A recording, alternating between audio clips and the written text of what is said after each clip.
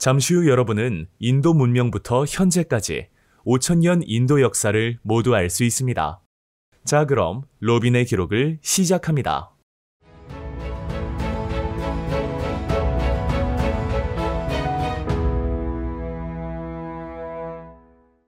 기원전 2500년 무렵 인더스강 상류의 펀자브 지방에서는 드라비다인이 세운 것으로 추정되는 도시 문명이 출현하였습니다. 이들은 하라파와 모헨조다로 등의 계획 도시를 건설하여 도시 주변에 성벽을 쌓아 망루를 만들고 바둑판 모양으로 도로를 정비하였습니다. 또한 급수 배수 시설과 공중 목욕탕, 광장, 곡물 창고, 성체 등의 시설을 만들고 벽돌을 사용하여 건물을 지었으며 집집마다 우물을 설치하였습니다. 왕이나 신의 절대적 권력을 상징하는 왕궁 등의 대규모 건축물은 발견되지 않았지만 대규모 목욕탕에서는 제사장이 종교의식을 거행한 흔적이 발견되었습니다. 주민들은 청동기와 채색 토기, 상형 문자, 저울, 인장 등을 사용하였고 밀과 보리를 재배하였으며 물소와 염소, 코끼리 등을 사육하였습니다. 이들이 생산한 금은 세공품, 도자기 등은 해상무역을 통해 메소포타미아 지역에 전해지기도 하였습니다. 이처럼 번영하던 인도 문명은 기원전 1800년경부터 인더스강의 흐름 변화, 기후 변화 등으로 점차 쇠퇴하기 시작하였습니다.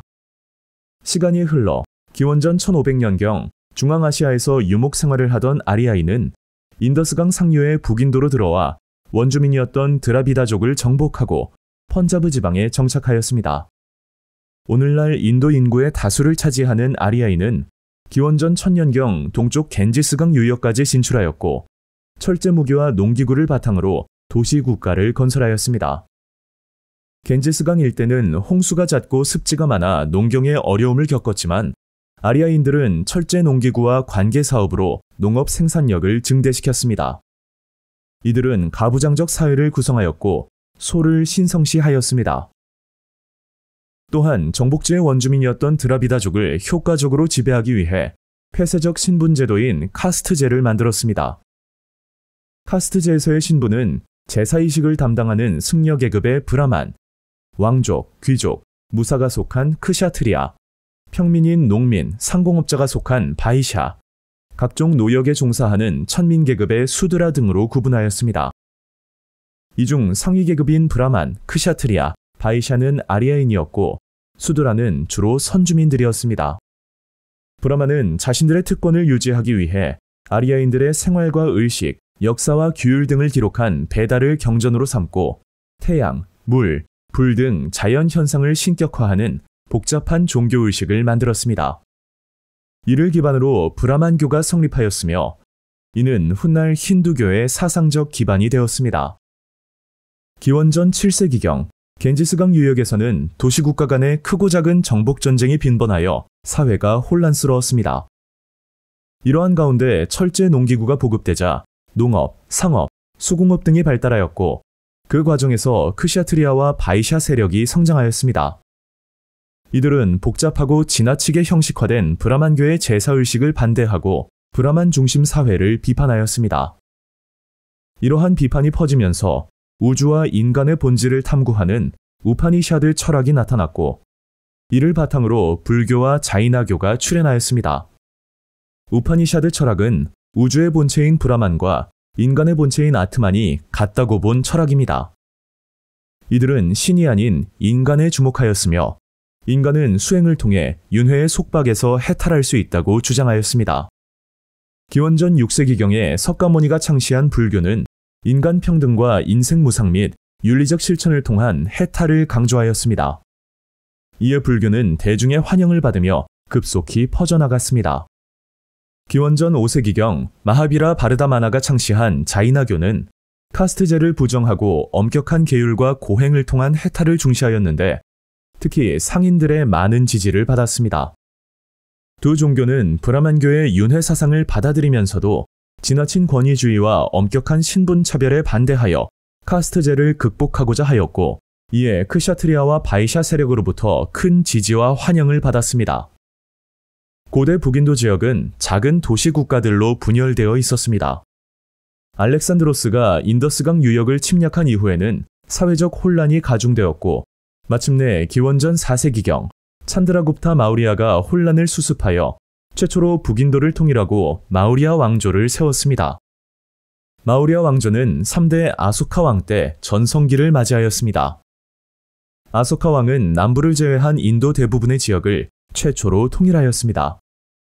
이후 전국에 감찰관을 파견하고 도로망을 정비하여 지역 간 교역을 확대하는 등 중앙 집권 체제를 정비하였습니다. 한편 아소카 왕은 영토를 확장하는 과정에서 전쟁의 참혹함을 깨닫고 자신의 죄를 참회하기 위해 불교의 가르침으로 나라를 다스리고자 하였습니다.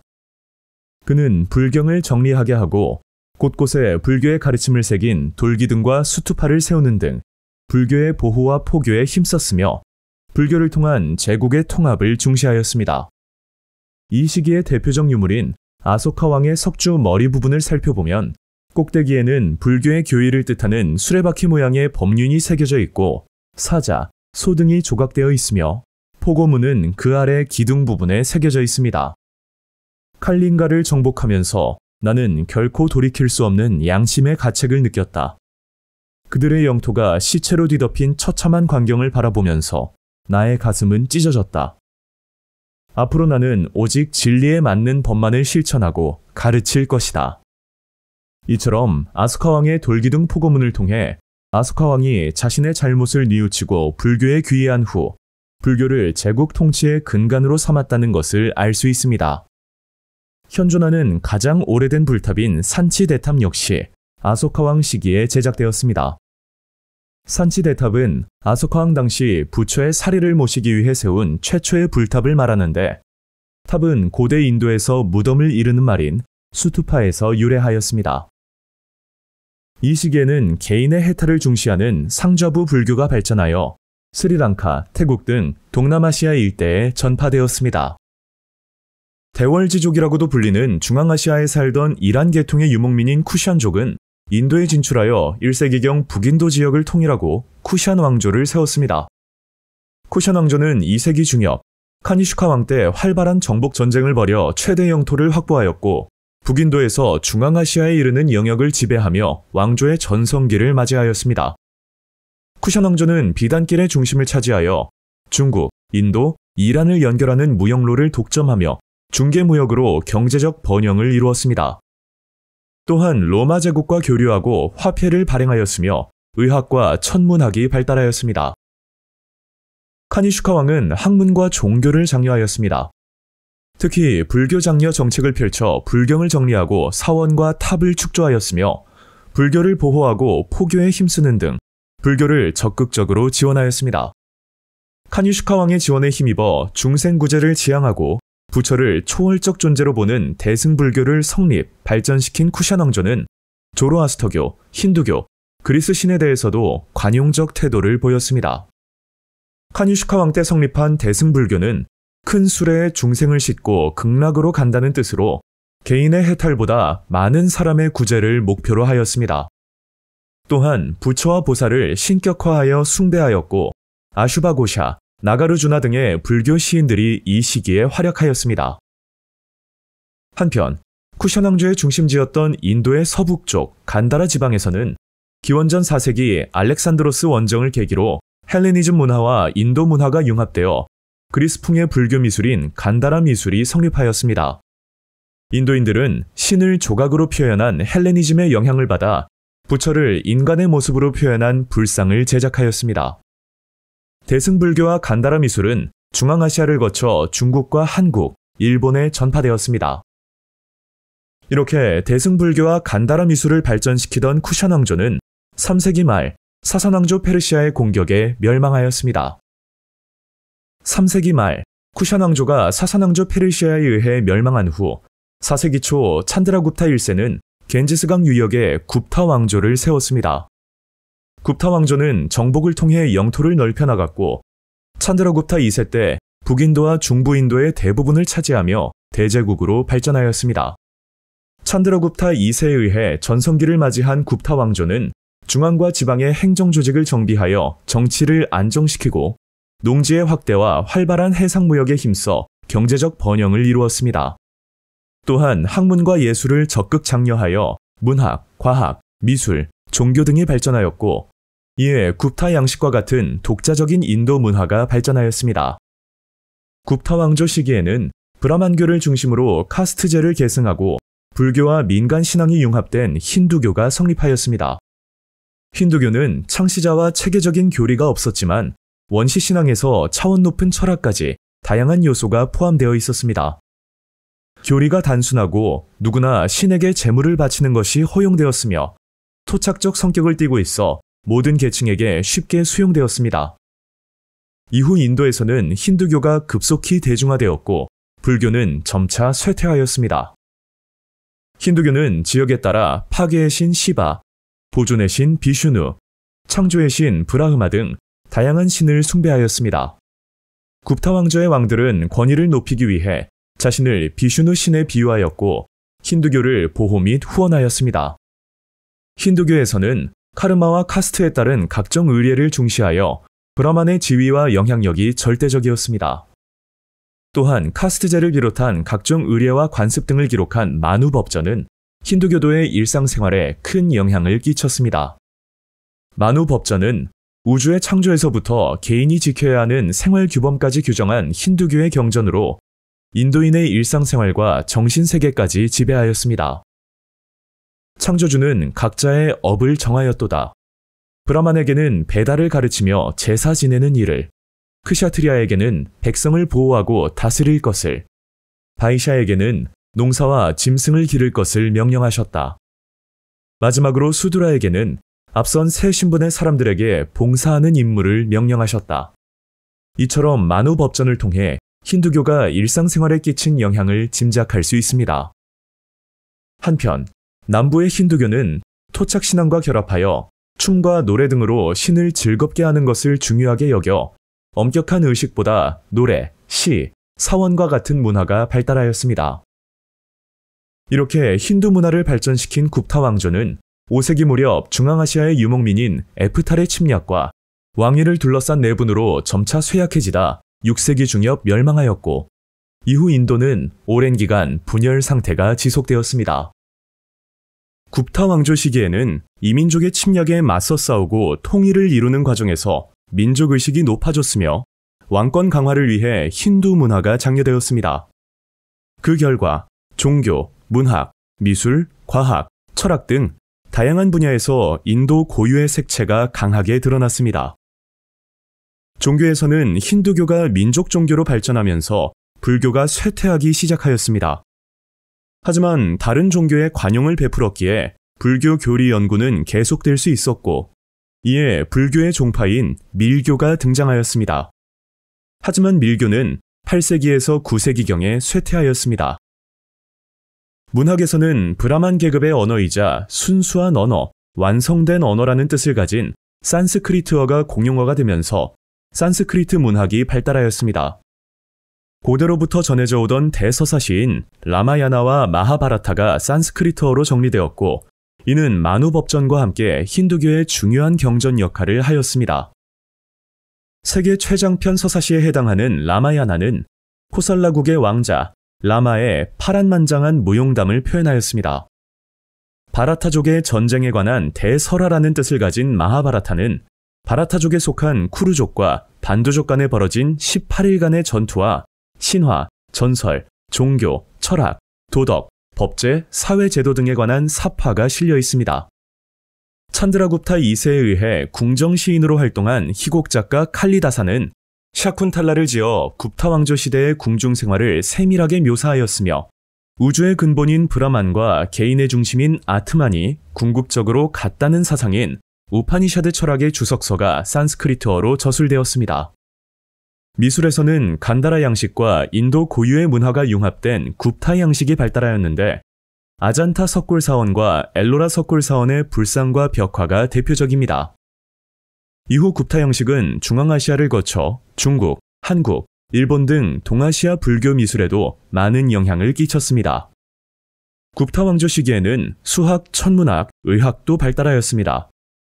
영의 개념을 확립하고 십진법을 사용하여 아라비아 숫자 형성에 영향을 주었으며 지구 구형설과 자전설 주장 및 월식의 원리도 파악하였습니다. 이러한 지식은 이슬람 세계에 전해져 자연과학의 발달에 기여하였습니다. 굽타 왕조 멸망 후 인도가 분열하자 8세기부터 인도의 서북쪽으로 이슬람 세력이 침입하기 시작하였습니다. 이후 10세기 후반에는 아프가니스탄의 튀르크족이 가즈니 왕조를 세웠고, 이후 12세기 말에는 고르 왕조가 아프가니스탄을 장악하고 인도 내륙으로 세력을 확장하였습니다. 13세기 초에는 델리를 수도로 삼은 이슬람 왕조가 세워지고, 이후 약 300여 년 동안 5 왕조가 교체되며 북인도 지역을 지배하는 델리 술탄 시대가 펼쳐졌습니다. 델리 술탄 왕조는 종교 관용 정책을 펼쳐 성, 신분, 소득 등에 관계없이 가족의 수에 따라 일정하게 매기는 세금인 지지야를 부담하면 힌두교도들에게 신앙의 자유를 허용하였습니다. 그러자 카스트제에 불만이 컸던 힌두교도들이 신분 평등을 주장하는 이슬람교로 개종하여 이슬람교도가 증가하게 되었습니다. 한편 남인도에서는 9세기경부터 13세기까지 촐라 왕조가 번성하였습니다. 촐라 왕조는 강력한 해군력을 바탕으로 동남아시아, 서아시아 등과 교역하였고 동남아시아의 힌두 문화를 전파하였습니다. 16세기 초 중앙아시아 출신이자 칭기즈칸과 티무르의 혈통을 이어받은 바부르는 아프가니스탄을 근거지로 삼아 인도 북부에 침입하였고 1526년 델리 술탄 왕조를 무너뜨리고 델리를 중심으로 무굴 제국을 세웠습니다. 바부르는 스스로를 몽골의 후예라 생각하여 나라 이름을 몽골을 의미하는 페르시아어의 변형인 무굴이라 하였습니다. 이후 바부르의 손자인 아크바르 황제는 남부 지역 일부를 제외한 전 인도를 통일하고 아그라를 수도로 삼았습니다. 아크바르는 이슬람교와 힌두교의 화합 정책을 추진하여 힌두교도에게 관직과 군대를 개방하고 지지야를 폐지하였습니다. 또한 자신도 토착 힌두교도와 결혼함으로써 혼인 동맹을 통해 힌두교 세력을 통합하고자 노력하였습니다. 뿐만 아니라 무굴 제국을 12개 주로 나눈 후 지사인 만사브다르를 파견하는 등 중앙 집권 정책을 펼쳐 인도는 약 1세기 동안 번영을 누릴 수 있었습니다. 17세기 말 아우랑제브 황제는 정복 활동을 활발히 전개하여 남인도 대부분을 정복하고 인도 역사상 최대 영토를 확보하였습니다. 하지만 잦은 전쟁으로 재정난에 부딪힌 아우랑제브는 이슬람 제일주의를 표방하며 지지야를 부활시키고 힌두 사원을 파괴하였습니다. 그러자 펀자브 지방의 시크교도와 중부 인도 마라타 왕국을 필두로 각지에서 반란이 일어났고, 이후 마라타 왕국은 마라타 동맹으로 이어져 무굴 제국을 크게 위협하였습니다. 마라타 동맹은 18세기 초에 마라타족이 힌두교도를 모아 결성한 정치 군사 동맹으로 쇠퇴하던 무굴 제국을 대신해 인도 중서부의 모든 지역을 차지하고 인도 북부를 비롯해 동부까지 그 세력을 떨쳤습니다. 여기에 아우랑제브 사망 후 왕위 계승 분쟁이 계속되고 각 지방 토호의 반란이 겹치며 무굴 제국은 점차 쇠퇴하였고 18세기에 들어 영국과 프랑스 등 서양 세력의 침투로 무굴 제국의 약화는 더욱 가속화되었습니다. 이슬람 세력의 인도 진출과 함께 아랍의 전통과 페르시아 문화, 튀르크인의 풍습이 인도에 전해졌습니다. 이에 언어, 종교, 건축 등 다양한 분야에서 이슬람 문화와 힌두 문화가 융합되며 힌두 이슬람 문화가 발전하였고, 이 현상은 무굴 제국 시기에도 계속되었습니다. 무굴 제국에서는 페르시아어가 제국의 공용어로 사용되었지만 일상생활에서는 힌두어, 페르시아어, 아랍어가 결합된 우르두어가 널리 사용되었습니다. 초기에는 델리와 북인도 지역에 국한되어 사용되던 우르두어는 현재 파키스탄과 인도에서 공용어 중 하나로 자리 잡았습니다. 종교에서는 힌두교와 이슬람교가 융합된 시크교가 발전하였습니다. 주로 델리 북쪽의 펀자브 지방에서 성장한 시크교는 우상 숭배와 카스트제를 부정하는 이념으로 하층민들의 큰 지지를 받았습니다. 미술 분야에서는 페르시아의 세밀화 기법과 인도 양식이 조화를 이룬 무굴 회화가 발달하였습니다. 인물, 궁정생활, 풍경을 주제로 한 작품들이 탄생하였고, 궁정문화의 발전은 화려한 공예품의 제작으로 이어졌습니다. 건축에서는 이슬람의 아라베스크 무늬에 인도의 연꽃무늬나 만자 무늬가 어우러진 독특한 양식이 발달하여 타지마할과 같은 건축물이 탄생하였습니다. 힌두 이슬람 문화의 대표 건축물인 타지마할은 이슬람 건축 양식의 돔형 지붕과 힌두 페르시아 양식의 섬세한 문양이 조화를 이루는 걸작으로 무굴 제국의 제5대 황제인 샤자한이 왕비 뭄타즈 마할을 추모하기 위하여 22년에 걸쳐 건설한 순백의 대리석 묘당입니다. 1983년 유네스코 세계문화유산으로 지정된 타지마할은 인도 문화의 상징으로 자리 잡았습니다. 무굴 제국은 관계 농법, 직물 산업 등의 발달로 경제가 크게 성장하였습니다. 상업의 활성화로 시장과 도시가 성장하였고 화폐 경제도 발달하였습니다. 무굴 제국은 면직물과 향신료를 유럽에 수출하였으며 중국, 동남아시아, 페르시아, 이집트와의 물품 교역을 통해 큰 부를 축적했습니다. 특히 후추, 계피, 육도구와 같은 향신료는 그 사용 범위가 다양해 유럽에서 크게 인기를 끌었으며 이는 음식 첨가제부터 제사용품, 치료약, 화장품에 이르기까지 폭넓게 사용되었습니다. 하지만 무굴 제국은 16세기에 이슬람 상인들에 의해 무역 주도권을 잃기 시작하였으며 이후 17세기에 영국과 프랑스가 동인도 회사를 설립하고 인도양 무역을 장악함으로써 경제적 침체가 가속화되었습니다. 이러한 외부 세력의 영향력 확대는 무굴 제국의 경제적 기반을 약화시키는 주요 요인이 되었습니다. 17세기 말 무굴 제국은 힌두교도와 시크교도의 반발과 지방 세력의 독립 등으로 재정적 파탄과 제국의 분열을 겪었습니다. 한편 17세기 초 유럽 열강들은 아시아 무역 독점을 위해 동인도 회사를 설립하고 인도 무역의 주도권을 두고 치열한 경쟁을 벌였습니다. 그러자 현재 방글라데시에 위치하였던 벵골은 영국 동인도 회사로 인해 경제가 악화되었다고 판단하여 영국인들을 추방하였습니다. 이에 대한 반발로 영국은 1757년 플라시 전투를 일으켜 프랑스 벵골 연합군을 격파하였습니다. 플라시 전투의 승리로 영국은 벵골의 통치권과 조세 징수권을 획득하고 인도에 대한 무역 독점권을 확보하였습니다. 이후 꾸준히 세력을 확대한 영국은 19세기 중엽에는 인도 대부분의 지역을 지배하였습니다. 이 무렵 영국은 인도의 자국산 면제품을 대량으로 수출하고 인도인들에게 면화와 아편을 강제로 재배시키며 인도를 원료 공급지이자 상품 시장으로 활용하였습니다. 이로 인해 인도의 면직물 산업은 몰락하였고 수공업자들은 일자리를 잃었으며 더불어 과도한 토지세의 징수로 인도인들의 생활은 점점 궁핍해졌습니다. 또한 영국인들은 힌두교와 이슬람교 사이의 종교적 대립을 조장하고 인도인에게 크리스트교로의 개종을 강요하였으며 인도의 전통 문화와 종교를 무시하는 등의 행위로 인도 사회에 부정적인 영향을 끼쳤습니다. 영국의 침략과 경제적 착취에 대한 인도인의 불만과 저항은 1857년 세포이의 항쟁으로 극에 달하였습니다. 세포이는 영국 동인도 회사에 고용된 인도인 용병을 뜻하는데 이들은 영국이 인도를 정복하는 데 기여하여 안정된 생활을 누렸습니다. 하지만 동인도 회사가 세포이에게 지급한 탄약통에 소기름과 돼지기름이 칠해져 있다는 소문이 돌자 돼지를 부정한 생물로 여긴 이슬람교도와 소를 신성한 생물로 여긴 힌두교도가 대부분이었던 세포이들은 이를 종교 탄압으로 여겨 세포이의 항쟁을 일으켰습니다. 세포이의 항쟁은 다양한 계층의 사람들이 참여한 대규모 민족운동으로 확대되었습니다. 이들은 한때 수도인 델리를 점령하고 북인도까지 장악하는 성과를 이루었지만 내부 분열과 영국의 반격으로 진압되고 말았습니다. 영국은 세포이의 항쟁을 계기로 무굴 제국의 황제를 폐위시켰으며 인도를 직접 통치하기 위하여 인도 통치 개선법을 제정한 뒤 동인도 회사를 해체하였습니다.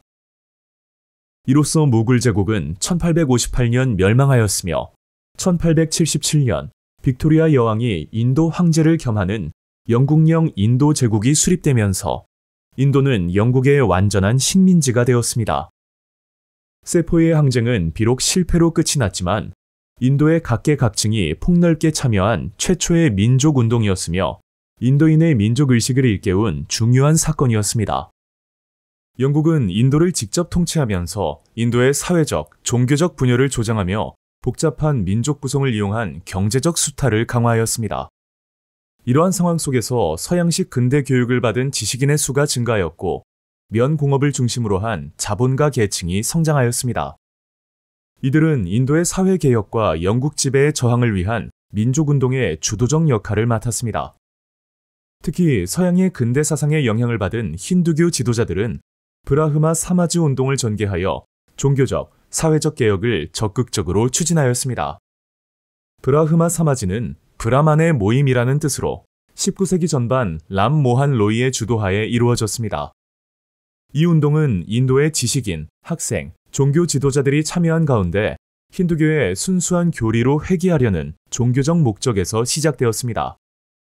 이후 브라흐마 사마지는 힌두교의 우상 숭배를 배격하고 카스트 제도의 부정적 관행을 타파하며 남편 사후의 아내를 함께 화장하는 사티 풍습 폐지 및 영국인의 인도인 차별 정책에 대한 반대 등 다양한 사회 개혁을 추진하였습니다. 이렇게 새로운 의식을 가진 민족주의자들이 증가하며 반영 독립운동을 전개함에 따라 영국은 인도 지식인 계층의 불만을 잠재우고 이들을 통치의 협력자로 활용하기 위하여 인도인 정치 조직 설립을 지원하였습니다. 이러한 노력의 결과 1885년에는 지식인과 관료 등 인도 중상류층이 주축이 된 인도 국민회의가 결성되었습니다. 인도 국민회의는 영국의 인도 지배를 인정하고 점진적이고 합법적인 개혁을 통해 인도인의 권익을 신장시키는 데 집중하였습니다. 하지만 1905년 영국이 벵골 분할령을 발표하며 힌두교도와 이슬람교도 사이의 분열을 조장하자 인도 국민회의는 반영운동을 적극적으로 이끌었습니다. 벵골 분할령은 영국이 인도 내 종교 대립을 이용하여 민족운동을 분열시키기 위해 도입한 법령으로 이슬람교도가 다수인 동부와 힌두교도가 많은 서부를 분리하는 정책이었습니다. 벵골 분할령의 목적은 반영운동 약화였지만 인도 국민회의는 이를 민족 분열을 꾀하는 정책으로 간주하고 강력히 반발하였습니다. 인도 국민회의는 1906년 틸라크를 중심으로 콜카타 대회를 개최하여 영국 상품 불매, 인도인의 자치를 상징하는 수아라지, 국산품 애용을 의미하는 수아대시, 그리고 국민교육 증진으로 구성된 4대 강령을 발표하며 반영운동을 적극적으로 전개하였습니다. 벵골인은 벵골 분할에 불만이 많습니다. 이것은 영국인의 잔인하고도 어리석은 행동입니다. 수아대시는 경제가 혼란한 인도에서 강력해질 필요가 있다고 생각합니다. 인도는 외국인에게 지급하는 매년 2억 루피 정도의 봉급 연금 등으로 경제 상황이 어려운데 이곳에 영국의 경제법을 적용한다는 말은 위험할 뿐만 아니라 모욕을 주려는 것과 같습니다. 이와 같이 콜카타 대회 의장 나오로지의 연설문을 통해 반영운동에 앞장선 인도 국민회의의 활동을 알 수 있습니다. 그러자 영국은 전 인도 이슬람교도 연맹을 후원하며 인도 국민회의에 대항하게 하였지만 연맹은 인도 국민회의와 협력하여 반영운동을 적극적으로 이끌었습니다.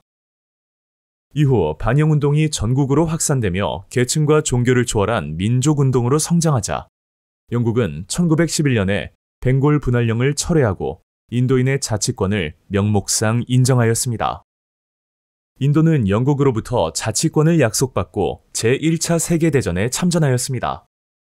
하지만 전쟁 후 영국은 인도 전체 인구의 약 2%에게만 선거권을 부여하고 1919년 영장 없이 인도인을 체포하고 재판 없이 투옥할 수 있게 하는 롤럿법을 제정하여 인도에 대한 식민 지배를 강화하였습니다. 영국은 이에 그치지 않고 1919년 인도 독립에 대한 약속 이행을 요구하는 군중을 무력으로 진압하는 암리차르 사건을 일으켰습니다. 이에 맞서 간디는 롤럿법의 폐지와 완전한 자치를 요구하며 비폭력 불복종 운동인 사티아그라하 운동을 전개하였습니다. 이에 발맞추어 인도 국민회의는 1920년에 영국 상품 불매와 납세 거부 운동을 주도하였으며 비폭력 불복종 운동은 인도 전역으로 확산되었습니다. 한편 간디의 투쟁 방식을 소극적이라고 생각한 일부 인물들은 네루를 중심으로 인도 독립동맹을 결성하여 무장투쟁을 포함한 급진적 민족운동을 펼쳤습니다. 네루는 간디의 지원 아래 인도 국민회의를 이끌며 인도의 완전한 독립을 목표로 삼았습니다. 인도의 저항이 거세자 영국은 1935년 신인도 통치법을 제정하여 제한적인 범위 내에서 각 주의 자치권을 인정하였습니다. 하지만 군사권과 외교권은 여전히 영국의 인도 총독에게 남아있었기 때문에 완전 독립을 추구하는 인도의 반영운동은 제2차 세계대전까지 지속되었습니다. 1947년, 인도는 제2차 세계대전 이후 영국으로부터 독립하였습니다. 하지만 독립 후 인도는 종교 갈등으로 인하여 힌두교의 인도와 이슬람교의 파키스탄으로 나뉘었습니다. 분열 후 파키스탄은 인도에 편입된 카슈미르 지역을 침공하였고 그 결과 카슈미르 지역은 인도와 파키스탄에 의해 분할 점령되었습니다. 한편 벵골 지방의 동파키스탄이 독립을 요구하고 인도가 이를 승인하자 파키스탄은 인도를 침공하였습니다. 하지만 인도는 침공을 막아내었고 동파키스탄은 1971년 방글라데시로 독립할 수 있었습니다. 또한 실로는 1972년 국명을 스리랑카 공화국으로 변경하며 영국 연방으로부터 완전한 독립을 이루었습니다. 여러분, 인도의 역사 재미있게 보셨나요? 저희는 더욱 다양한 나라의 역사로 다시 찾아오겠습니다. 로빈의 역사 기록.